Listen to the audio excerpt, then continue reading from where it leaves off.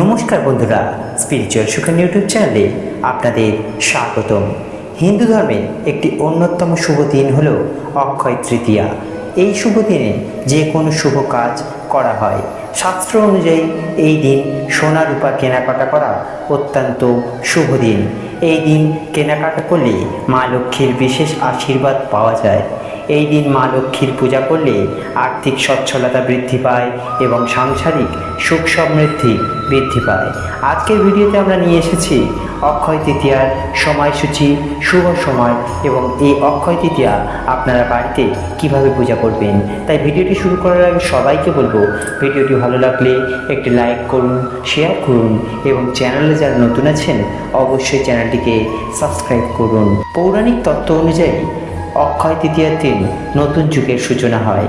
পৌরাণিক বিশ্বাস অনুযায়ী ভগবান বিষ্ণুর অন্যতম অবতার হল পরশুরাম। এই অক্ষয় তৃতীয়ার দিন তিনি জন্মগ্রহণ করেন।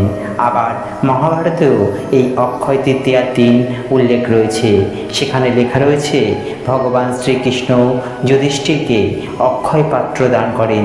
তাই এই অক্ষয় তৃতীয়ার দিন অসহায় মানুষকে দান করলে তা অধিক ফলদায়ী হয়। এখন আমরা জেনে নেব অক্ষয় তৃতীয়ার সময়সূচি।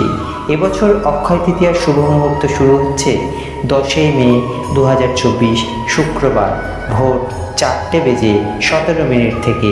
এই তৃতীয়া চলবে 11ই মে 2024 শনিবার 2:50 পর্যন্ত। এই অক্ষয় তৃতীয়ার শুভ সময় হলো 10ই মে সকাল 5:49 থেকে রাত্রি 12:23 পর্যন্ত। যে কোনো শুভ কাজের শুভ সূচনা এই দিন করলে মা লক্ষ্মীর আশীর্বাদ সব সময় থাকে। এই দিন পুজো করলে আপনার জীবনের সকল দুঃখ কষ্ট দূর হয়। আপনি আপনার জীবনে প্রচুর অর্থপ্রাপ্তি করতে পারবেন। তাই সুখ সমৃদ্ধির জন্য এই পূজা খুবই গুরুত্বপূর্ণ। বন্ধুরা, এখন আমরা জেনে নেব এই অক্ষয় তৃতীয়ার শুভ মুহূর্ত এবং পুজোর সময়।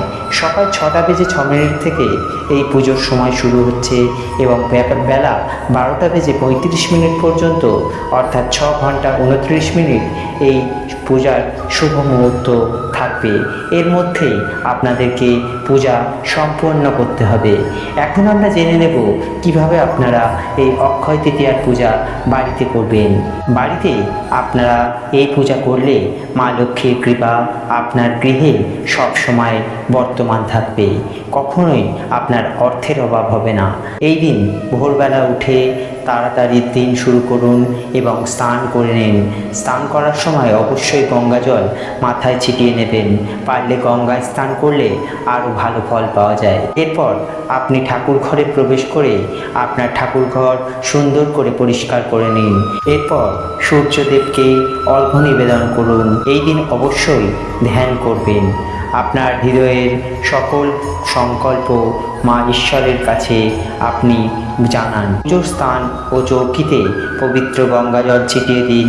একটি তাজা হলুদ কাপড় নিয়ে চৌকি ঢেকে দিয়ে তার উপরে ভগবান গণেশ, ভগবান বিষ্ণু ও লক্ষ্মী দেবীর মূর্তি, পারলে মূর্তি রাখুন অথবা একটি ছবি রাখুন। তার উপরে মা লক্ষ্মীর প্রণাম করুন। চৌকির ডান দিকে ঘি বা তেলের প্রদীপ জ্বালান। একটি কলস নিন, এতে হলুদ লাগান এবং সিঁদুর দিয়ে স্বস্তিকা আঁকুন। কুমকুম হলুদ যোগে এই দিন কলস পূরণ করুন। ভিতরে কয়েন ও আমের পাতা রাখুন। তারপর উপরে একটি নারকেল রাখুন। চটকির উপর একটি কলস স্থাপন করুন।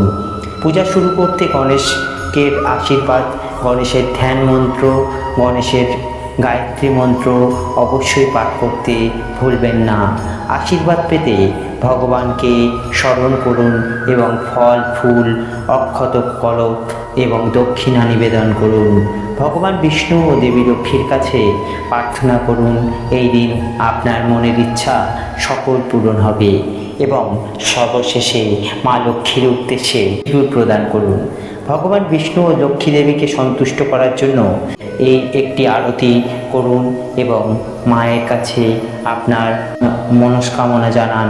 অবশ্যই আপনারা ভালো ফল পাবেন। ভিডিওটি কেমন লাগলো অবশ্যই জানাবেন। ভালো লাগলে একটি লাইক করুন, শেয়ার করুন এবং চ্যানেলটিকে সাবস্ক্রাইব করুন।